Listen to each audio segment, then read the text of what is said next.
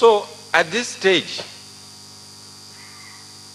going through what we have been through in agriculture, if some of you in this hall are skeptical, I can understand. You say, well, what is there that we have not tried? What is new about the agricultural transformation agenda? Especially when I was doing this, I looked back.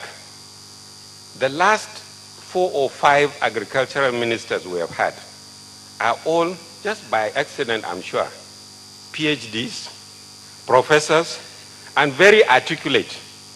So when they get up, like Akin has done, they actually convince you. So you probably will say, we've had it all before. What is different this time? I think about 4 or 5 things are different. The first one is really banal, in the sense that the old adage that says, if you try and fall and fail, what do?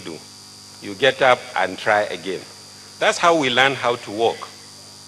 That's now we can walk straight. So all those countries that we are looking at tried and fell and got up and tried again. But I think something more important is that this time, as you've seen and heard, we have a different minister that is driving the transformation. He is not content to go with the pack. He is daring to be different. If he wanted the old system of dispensing patronage, the Ministry of Agriculture is one big, or used to be, one big source of patronage. So he could have just laid back and continued to award contracts for fertilizer, for grains, for whatever, and make a lot of friends. They'll say, sometimes that's how they judge ministers, by the amount of patronage you dispense. He has also done it before in other countries. He has come back home to do it for us now.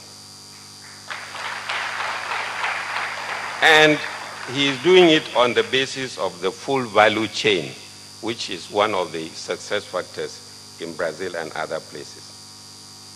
You might say we shouldn't put all our hope in one single individual. That's true. What if you are not there?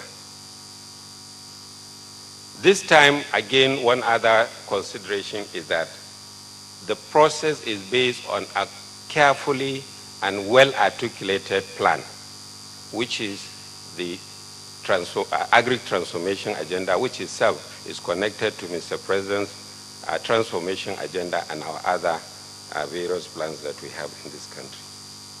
But most importantly, it is based on strong leadership and support and commitment of Mr. President. You can see by his presence here today, he's going to be with us till early in the afternoon. That shows the level of commitment that he has given to agriculture. And in all the countries that succeeded, Brazil, for example, President Lula was here in Lagos, and he told us his story. And you could see the level of commitment by the leader. And that's the kind of leadership that Mr. President is giving. We thank you very much, Mr. President.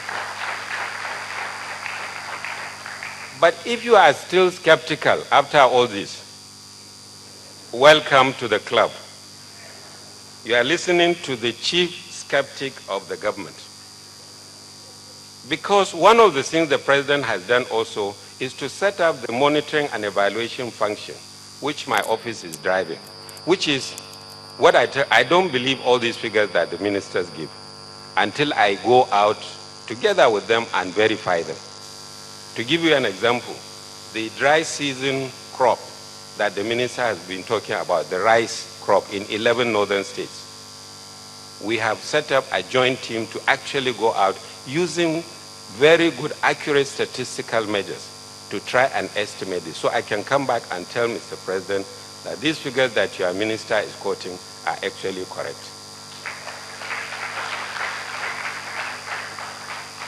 So you have somebody in government who is skeptical on your behalf. But unlike you, I have been given the power and authority by Mr. President to go out and verify the figures.